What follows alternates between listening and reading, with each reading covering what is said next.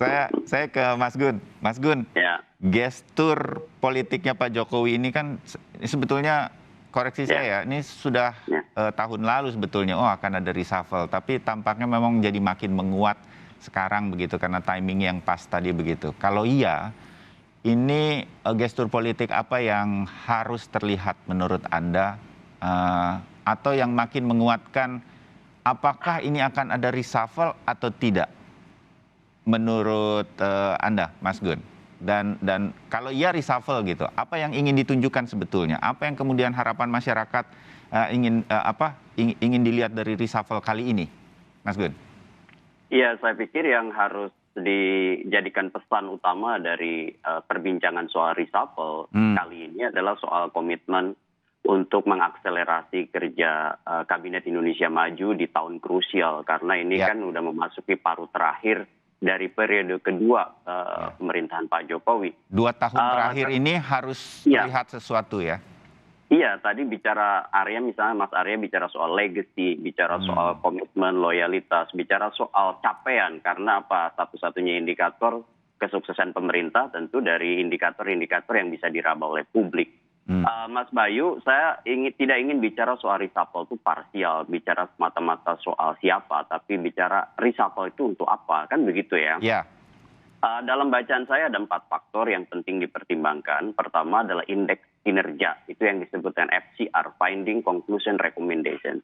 Dan Pak Jokowi di sakunya saya yakin sudah ada penemuan, ada konklusi, dan ada rekomendasi dari bawah terkait dengan kinerja para menterinya. Dan itu saya pikir bisa menjadi basis objektif untuk kemudian memutuskan siapa dan mengisi pos mana begitu kalau diperlukan reshuffle kali ini.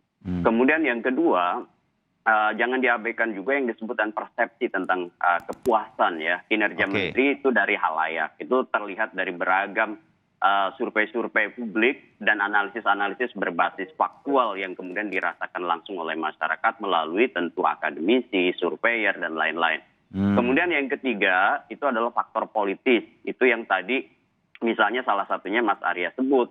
Misalnya konfigurasi sirkulasi elit yang determinan utamanya misalnya ada mitra koalisi baru seperti Partai Amanat Nasional yang ingin masuk, tentu harus ada semacam pertimbangan-pertimbangan apakah memang diperlukan atau tidak ya kan. Kemudian faktor politis lain adalah soal akomodasi terhadap figur yang mungkin dekat dengan presiden dan dirasakan bisa membantu mengakselerasi prioritas kerja presiden di paruh kedua terakhir kekuasaan Pak Jokowi. Sebut aja misalnya nama Pak Hadi tadi kan.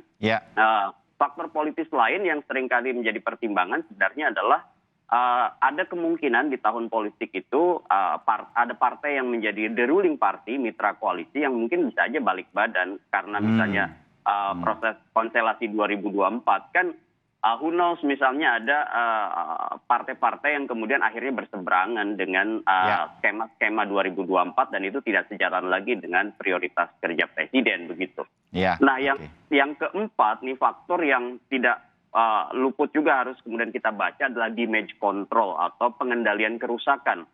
Karena apa? Ada beberapa menteri yang berpotensi merusak reputasi kinerja Kabinet Indonesia Maju kan, misalnya entah itu dengan statementnya, dengan langkah politiknya, misalnya taruhlah misalnya bersinggungan dengan rivalitas internal partai, kemudian sisi bisnis dalam konteks misalnya konflik of interest ya, konflik kepentingan, dan itu saya pikir udah mulai kan bermunculan hal-hal itu dan itu sebenarnya bisa dievaluasi oleh presiden. Mas Bayu, presiden sudah 5 kali seingat saya melakukan reshuffle dari periode pertama hingga periode kedua. Terakhir itu reshuffle 22 Desember 2020 dengan ada 6 pos kementerian. Dan saya pikir dari formulasi itu polanya mirip begitu ya dari apa yang saya sampaikan tadi. Ketika kita, menarik Mas Gun, ketika kemudian presiden melihat kinerja presiden paling akhir, apakah itu adalah situasi menghadapi pandemi akan menjadi salah satu yang kuat? Karena toh dalam 2 tahun ke depan kita harus mengatasi pandemi sekaligus membangkitkan ekonomi. Ini juga akan menjadi pertimbangan, Mas Gun? Iya, sudah pasti ya. Karena pandemi ini extraordinary ya, kejadian luar biasa dan itu butuh bukan hanya komitmen tapi juga implementasi kerja. Ya, banyak pos-pos kementerian yang harus dievaluasi. Masih ingat nggak di awal pandemi, dan itu kemudian berujung juga dengan evaluasi kinerja menteri, misalnya Menteri Kesehatan dievaluasi waktu itu Pak Terawan karena juga terhubung dengan penanganan pandemi kan. Kemudian juga ada beberapa menteri yang dalam konteks damage control mungkin perlu dievaluasi waktu itu, masih ingat mungkin kontroversi Menteri Agama ya kan. Dan itu kemudian ada pergantian ke Menteri Agama baru misalnya di Desember 2020. Jadi Mas Bayu, saya lihat prioritas utama nih ya dalam konteks reshuffle kali ini sebenarnya dua hal. Pertama, penanganan pandemi seperti Mas Bayu sampaikan tadi yang multisektor. Kemudian yang kedua itu peneguhan kinerja para menteri secara keseluruhan dan itu kemudian akan merepresentasikan loyalitas para menteri itu pada visi presiden. Karena kan Pak Jokowi sedari awal sudah punya pernyataan publik bahwa tidak ada visi menteri yang mungkin juga si menteri itu bisa merepresentasikan kelompok politiknya, kan itu harusnya tidak ada. Yang ada adalah visi presiden. Dan untuk memastikan itu, maka presiden tadi punya FCR, Finding, Conclusion, Recommendation untuk menentukan siapa yang kemudian layak diganti dan siapa yang tidak. Oke, ya dimengerti. Untung saya nggak jadi menteri selama pandemi, saya di Kompas TV, jadi jadi saya nggak terlalu dak-dikduk begitu. Tapi feeling kita sebagai publik tentu bisa melihat begitu. Kalau ya yang Mas Gun katakan ini semacam evaluasi, di masa pandemi saya rasa publik punya penilaian begitu. Kementerian apa yang berjalan dengan baik, kementerian apa yang kurang dan lain-lain. Kira-kira kan feel-nya ke arah sana juga mungkin.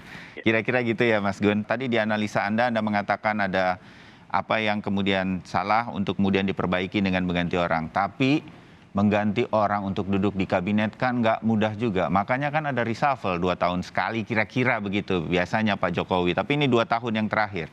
Artinya udah nggak akan ada lagi reshuffle setelah ini. Mengganti orang-orang kunci ini bukan pekerjaan mudah untuk 2 tahun terakhir agar betul-betul ada legacy, ada visi presiden yang benar-benar sampai. Menurut Anda gestur politik ini harus dimanfaatkan sedemikian rupa, orang-orangnya ada, akan sedikit atau akan banyak reshuffle kali ini, Mas Gun? Mas Bayu, saya pikir memang kita ini sebenarnya surplus orang-orang yang berkualitas, ya kan? Cuman kemudian apakah kemudian relevan dengan agenda dan prioritas yang dimiliki oleh Presiden Jokowi, kan begitu aja. Masalahnya Mas Bayu, menurut saya di atas kinerja, itu penting kita membincang soal good governance gitu. Tata kelola pemerintahan yang baik, tata kelola pemerintahan yang baik itu tentu tidak hanya semata-mata leadership, melainkan juga transparansi atas ragam motif politik yang kemudian seringkali kemudian menjadi merusak reputasi pemerintahan Pak Jokowi sendiri. Begitu maksud saya, Mas Bayu. Nah, kalau kita berkaca dari pengalaman periode pertama, Pak Jokowi itu menurut saya menarik untuk diberi catatan bahwa Pak Jokowi kan melakukan reshuffle pertama itu 12 Agustus 2015. Mas Bayu tentu ingat ya kan. Kemudian 27 Juli 2016. Betul ya. Kemudian 17 Januari 2018. Tentu kita sama-sama tahu. Dan terakhir itu menjelang akhir kekuasaan periode pertama tuh 15 Agustus 2018. Nah, kalau di periode pertama masih memungkinkan 1 tahun terakhir itu melakukan reshuffle.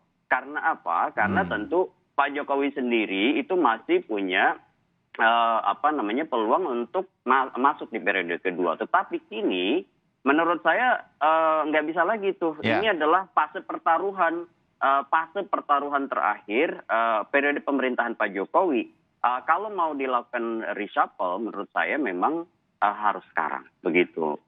Tidak lagi menunda. Kenapa? Karena tentu injury time tidak cukup lagi untuk melakukan manajemen organisasi, manajemen SDM, manajemen data, dan lain sebagainya. Begitu kira-kira Mas Bayu. Nah mudah-mudahan berarti kita sepakat bahwa reshuffle ini pasti akan dilakukan oleh Presiden Jokowi untuk 2 tahun periode kepemimpinannya bersama Ma'ruf Amin. Jadi kita tunggu saja reshuffle-nya dengan berbagai pertimbangan.